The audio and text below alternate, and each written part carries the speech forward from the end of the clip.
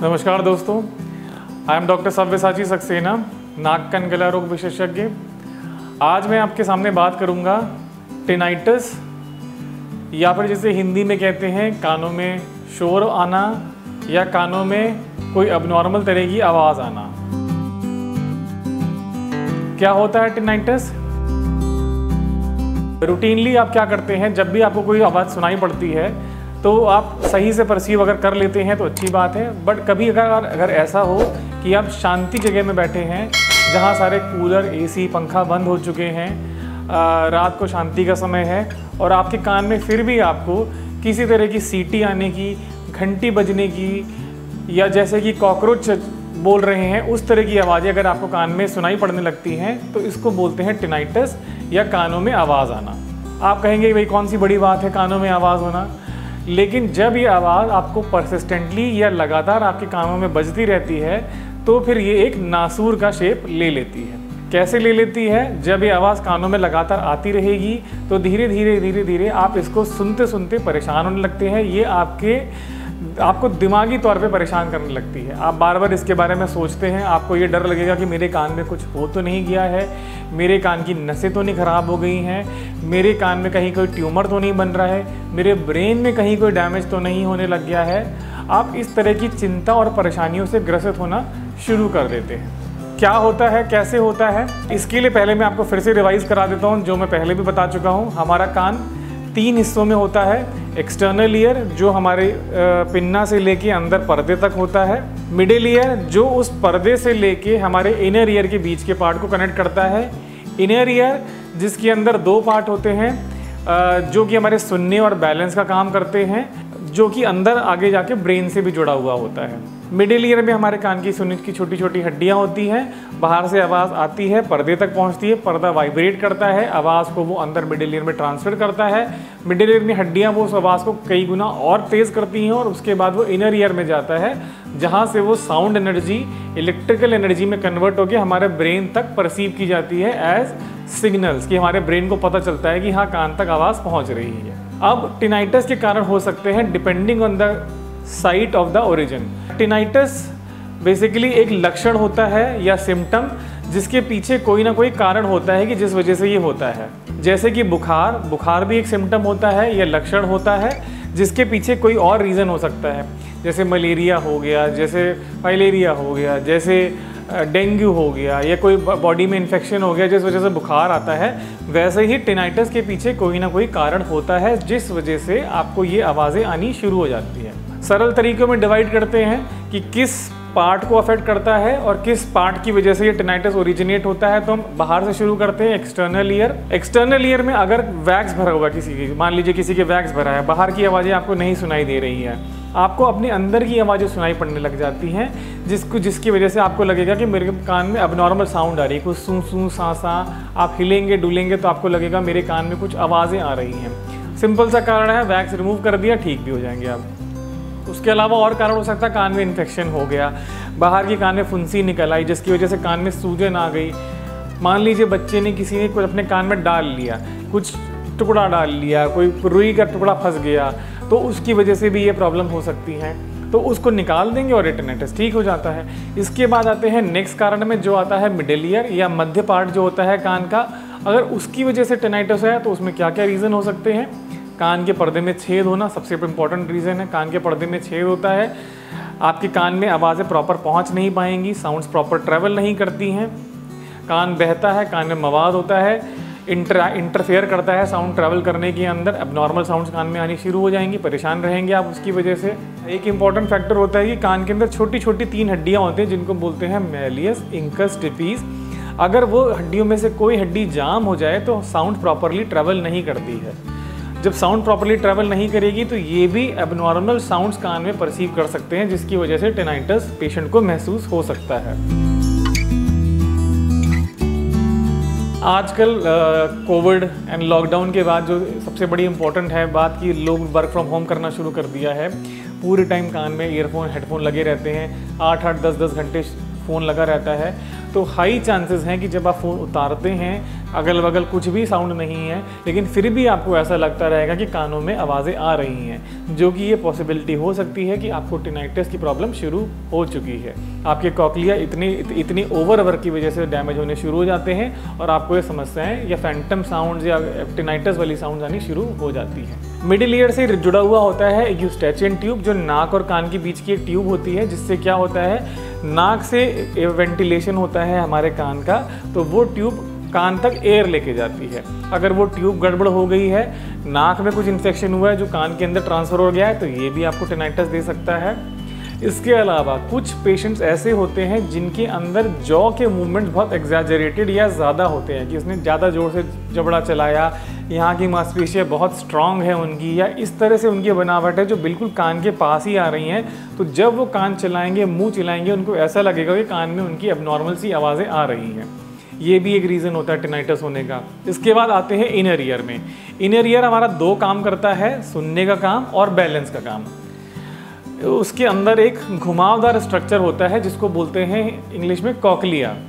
इसके अंदर छोटे छोटे हेयर सेल्स होते हैं, जिनमें अगर डैमेज होना शुरू हो जाए तो उसकी वजह से टिनाइटिस होना शुरू हो जाता है। ये पार्ट डायरेक्टली ब्रेन का ही एक से कनेक्टेड होता है, और अगर इसमें डैमेज हो जाता है तो रीजंस थोड़े से नॉन ट्रीटेबल या थोड़े से इंपॉर्टेंट कॉजेज आते हैं, जिनका ट्रीटमेंट ज़रा सा मुश्किल हो पाता है। कॉजेज़ क्या हो सकते हैं? इन हेयर सेल्स का डैमेज। अब ये हेयर सेल्स का डैमेज कैसे हो सकता है? कॉकलिया के अंदर हेयर सेल्स का डैमेज कैसे होगा? आपने बहुत तेज शोर शराबा सुन लिया, बहुत जोर से एकदम से साउंड सुन ली, हेयर सेल्स डैमेज हो जाते हैं। अगर आप कोई एक मीडियम रेंज की आवाज़ को बहुत लंबे टाइम तक सुनते रहें तो भी ये हेयर सेल्स डैमेज हो सकते हैं। मान लीजिए हफ्ते भर, 10 दिन, 15 दिन, महीने भर, 2 महीना। कुछ लोग जैसे जो कॉल सेंटर में काम करते हैं, या जैसे जो एयरपोर्ट पे काम करते हैं, जहाँ पर हवाई जहाज आ रहे हैं, जा रहे हैं, बहुत तेज़ आवाज़ लगातार बनी रहती है, या जो फैक्ट्रीज़ में काम कर रहे हैं जहाँ लगातार शोर शराबा बना ही रहता है और आपने प्रॉपरली ईयर प्लग अगर नहीं पहने हैं, तो वहाँ पर इस तरह के सेल्स डैमेज होना शुरू हो जाते हैं। आपको हो सकता है सुनने में परेशानी ना हो इनिशियली, बट आपको ये अबनॉर्मल साउंड्स या आवाज़ें आनी कान में शुरू हो जाएंगी, जिसको बोलते हैं टिनाइटिस। इसके अलावा और रीजंस हो सकते हैं, जैसे कि कान की नर्व में ट्यूमर हो जाना। कान की जो नर्व होती है जो कान से आवाज़ लेके ब्रेन तक जाती है, उसके बीच में ट्यूमर हो जाता है, जिसे अकाउस्टिक न्यूरोमा बोलते हैं, वो हो सकता है। इसके अलावा इसके पीछे रीजंस में चलें हम, एक रीज़न और छूट गया है इसमें, वो होता है मिनियर्स डिजीज़। इसमें क्या होता है, कान के अंदर कुछ फ्लूइड होता है, जो हमारा इनर ईयर होता है उसके अंदर कुछ पानी जैसा होता है। अगर उस पानी का प्रेशर बढ़ने लगता है तो भी आपको चक्कर, उल्टी और इस तरह की आवाज़ें आएंगी। साथ में पेशेंट को सुनने का लॉस भी हो सकता है। इससे पीछे अगर हम जाएँ तो इसके पीछे तो ब्रेन आ गया। अब ब्रेन के कॉजेज़ क्या हो सकते हैं? ब्रेन के कॉजेज़ में हो सकते हैं कोई साइकोलॉजिकल डिस्टर्बेंस, मे बी आपको कोई साइकेट्रिक प्रॉब्लम हो गई है जिसकी वजह से आपको एबनॉर्मल साउंड सुनाई पड़ती हैं। वो है नहीं साउंड, लेकिन आपको लगेगा कि साउंड्स आ रही हैं। इसके अलावा क्या हो सकता है, कुछ तरह की दवाइयाँ चल रही होती हैं, जैसे एस्पिरिन जो बहुत कॉमनली यूज़ करते हैं कार्डियक डिसऑर्डर्स में। अगर आप बहुत प्रोलॉन्ग टाइम पे यूज़ करते हैं तो वो इस तरह की साइड इफेक्ट्स दे सकती है। इसके अलावा आते हैं डायूरेटिक्स होते हैं जो ब्लड प्रेशर कंट्रोल में काम करने में काम आते हैं, बॉडी से पानी निकालने का काम करते हैं। उनका भी एक साइड इफेक्ट होता है जिसकी वजह से टिनाइटिस हो सकता है। इसके अलावा अगेन साइकेट्री तो होता ही है, एंटी साइकेट्री दवाइयाँ जो होती हैं वो भी लंबे टाइम लेने पर आपको इस तरह का डैमेज कान में कर सकती हैं और आप इस तरह की आवाज़ें आपको आ सकती हैं। Now coming to the part of the diagnosis, कि आप इसकी डायग्नोसिस कैसे करेंगे। पहले तो आपको समझना पड़ेगा कि वैसे में सच में मुझे कोई बीमारी है भी कि नहीं है। तो उसके लिए अगर आपको लगता है कि आपको इस तरह की कुछ एबनॉर्मल साउंड्स कान में आ रही हैं, तो सबसे पहले आप अगल बगल के लोगों से पूछिए क्या उन्हें भी इसी तरह की आवाज़ें आ रही हैं। अगर वो कहते नहीं आ रही हैं तो इसका मतलब हाँ आपको कुछ प्रॉब्लम हो रही है। आप इमीडिएटली अपने नियर बाई ENT सर्जन के पास जाइए और अपने कान का चेकअप कराइए। चेकअप में क्या क्या होगा, सबसे पहले डॉक्टर आपसे प्रॉपर हिस्ट्री लेंगे कि कब से आ रहा है, कैसे आ रहा है, कोई एग्रीवेटिंग फैक्टर तो नहीं है, कान में दर्द तो नहीं है, कोई डिस्चार्ज तो नहीं आ रहा है, कान से सही सुनाई देता है या नहीं देता है, कोई फैमिली हिस्ट्री तो नहीं है, पारिवारिक पृष्ठभूमि तो नहीं है जिसकी वजह से आपको इस तरह की समस्याएं पहले भी होती रही हों, कोई जेनेटिक डिसऑर्डर तो नहीं है, एसोसिएटेड कोई और प्रॉब्लम जैसे डायबिटीज़, ब्लड प्रेशर या लंबे टाइम पे बुखार आना, या कोई ऐसा बुखार जिसमें आपकी बॉडी पे चकत्ते निकले हों, इस तरह की कोई बीमारी तो नहीं रही है। कुछ अगर पॉजिटिव होता है तो डॉक्टर कोरिलेट करते हैं कि हाँ रीज़न क्या हो सकता है। कुछ आपसे टेस्ट कराए जा सकते हैं, आपका कान एग्जामिन किया जाएगा, सामने से भी एग्जामिन करता है, इसके अलावा ऑटोस्कोप से एग्जामिन करते हैं। अदरवाइज़ आजकल हमारे पास इस तरह के बड़े बड़े मॉनिटर्स आ गए हैं जिसमें हम कान को एंडोस्कोप से चेक करके देख सकते हैं कि हाँ कान के अंदर कोई प्रॉब्लम तो नहीं है। एक्सटर्नल मिडिल ईयर बड़े आराम से चेक किए जा सकते हैं इससे। इसके बाद अगर हमें इनर ईयर की टेस्टिंग करनी होती है तो फिर हम स्पेशल टेस्ट कुछ कराते हैं जिसको आते हैं ऑडियोमेट्री। उसमें क्या करते हैं, कान के ऊपर एक हेडफोन जैसा इंस्ट्रूमेंट बनाते हैं और अलग अलग फ्रीक्वेंसी की आवाज़ें आपको सुनाई जाती हैं, उनका एक ग्राफ प्लॉट करते हैं और उससे असेसमेंट होता है कि आपकी कान की नर्व सही काम कर रही है या नहीं कर रही है। उसी में एक टेस्ट और होता है जिससे ये भी पता चल सकता है कि या ये नर्व कान की नर्व डैमेज है या ब्रेन की नर्व का ब्रेन की तरफ से इन्वॉल्वमेंट है, ये भी उससे आइडिया लग जाता है। Now coming to the part, treatment क्या है। अगेन ट्रीटमेंट में वही आऊँगा कि जो कारण रहे हैं जिस वजह से टिनाइटस हो रहा है उसको अगर आप रिमूव कर देंगे तो आपका टिनाइटस हद दर्जे तक ख़त्म हो जाएगा। एक्सटर्नल ईयर पे आ जाते हैं, सेम थिंग। अगर कान में वैक्स है, कान में मवाद है, कोई इन्फेक्शन है, कोई फोड़ा है, कोई फुंसी है या कुछ चला गया है कान के अंदर, कोई रुई डल गई है, तो आप उसको निकाल दीजिए, डॉक्टर उसको निकाल देंगे, आप वहीं के वहीं ठीक हो जाएंगे, बहुत हद तक आराम मिल जाएगा आपको। मिडिल ईयर में आ जाइए, कान में अगर इन्फेक्शन है, कान का पर्दा फटा हुआ है तो उसकी रिपेयर करवा लीजिए, सर्जरी करवा लीजिए। कान में अगर मवाद आ रहा है उसको ट्रीटमेंट करवा लीजिए, ठीक हो जाएंगे। रही बात जॉ मूवमेंट की, क्लेंचिंग की, अगर लगता है कि जॉ मूवमेंट एग्जैजरेटेड है तो आप थोड़ा जॉ मसल्स को रिलैक्स कीजिए, थोड़ा गर्म कपड़े से सेक कीजिए, यहाँ पर मांसपेशियों को थोड़ा इजीली मूव कीजिए। थोड़ी सी एक्सरसाइजेस बताई जाएंगी आपको मूवमेंट करने की, जॉ मूवमेंट्स करने की, आप उससे सुधर जाएंगे। Now coming to the inner ear. Inner ear में थोड़ा सा ट्रीटमेंट डिफिकल्ट हो जाता है। क्यों? क्योंकि अगर नर्व में डैमेज हो गया तो फिर उसको रिकवर करना थोड़ा सा मुश्किल होता है। कुछ दवाइयाँ दी जाएंगी आपको उसके अंदर, जिसमें कि नर्व स्टिमुलेशन वाली दवाइयाँ होती हैं जो नर्व रीजनरेट करने का काम करती हैं, जिसमें जिंकोबा है, जैसे जिंकोबा एक अच्छी दवा है जो काम करती है। कुछ मिथाइल कोबालामिन करके दवाइयाँ होती हैं जो आपकी नर्व को रीजनरेट करने में हेल्प करती हैं, वो दी जाती हैं इसके अंदर। बट दवाइयों का अगेन लिमिटेड रोल है इसके अंदर, बहुत ज़्यादा दवाइयाँ इसमें काम नहीं हेल्प कर पाती हैं। अगर कोई एसोसिएटेड चीज़ है, मान लीजिए आप एस्पिरिन खा रहे हैं, जैसे मैंने दवाइयों के नाम गिनाए थे, उनमें से कोई दवा है जिसको अवॉइड करा जा सकता है तो उसको आप स्टॉप कर दीजिए, उसको आप नहीं लीजिएंगे, आपका डॉक्टर मना कर देंगे मत लीजिए आप उसको। इसके बाद नेक्स्ट आते हैं टिनाइटस थेरेपीज। इसमें क्या करते हैं, 2 तरह के डिवाइसेस आपको दिए जा सकते हैं जो बड़ा इंपॉर्टेंट है। एक होता है white noise sound, white noise devices. उसमें क्या करते हैं, जैसे आपने पहले पुराने ज़माने में टीवी देखा होगा कि पुराने जब दूरदर्शन चलता था तो जब सिग्नल चले गए तो खर खर खर खर की आवाज़ें आती है, उस तरह की आवाज़ को बोलते हैं वाइट नॉइस। कुछ डिवाइसेस ऐसे दिए जाते हैं, आजकल फ़ोन में ऐप्स भी आने लगी हैं, वो डिवाइस चलाकर आपके कान के पास रख दिए जाते हैं जो आपको डेली दिन में 15-15 मिनट के लिए 4 से 5 बार सुनने होते हैं। और वो वाइट नॉइज़ डेली क्या होता है, आपके कान को इस तरह से आवाज़ें जाएंगी कि आपका ब्रेन उसके लिए कस्टम्ड हो जाएगा। आपके ब्रेन को ये लगने लगेगा कि हाँ ये आवाज़ें मेरे कान को मिल रही हैं, वो धीरे धीरे उसको इग्नोर करना बंद कर देगा। इसके अलावा तो थोड़ा स्पेसिफिक नॉइज़ में आपके कान के अंदर जो आवाज़ आ रही है, हम टेस्टिंग करके ये पता कर सकते हैं कि वो किस वेवलेंथ की है, किस फ्रीक्वेंसी की है। उसके अगेंस्ट आपको एक डिवाइस दे दिया जाता है, वो सुनने का डिवाइस नहीं होता है, वो उसी साउंड की वेवलेंथ के बिल्कुल उल्टी वेवलेंथ का एक डिवाइस होता है जो वो आवाज़ प्रोड्यूस करती है।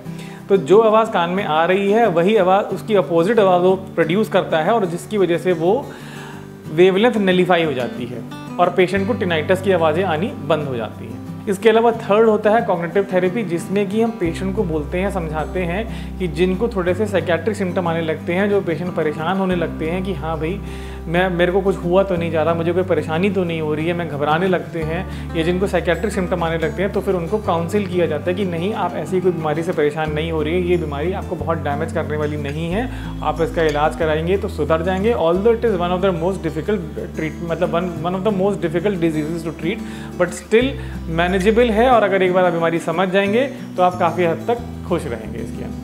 कभी कभी डॉक्टर आपसे MRI भी करवा सकते हैं, CT भी करवा सकते हैं, इन द वेक ऑफ कि अगर कोई सस्पेशन होता है कि कान में ट्यूमर तो नहीं बन रहा है तो उसके लिए MRI CT कराया जाता है और भगवान न करे अगर ऐसा कुछ निकलता है तो उसके भी ट्रीटमेंट मौजूद है, उसका ट्रीटमेंट किया जाता है। टिनाइटस या कानों में आवाज़ आने के लिए मैं आपको कुछ घरेलू नुस्खे बता सकता हूँ जिसके आप इसको बचा सकते हैं या प्रिवेंट कर सकते हैं।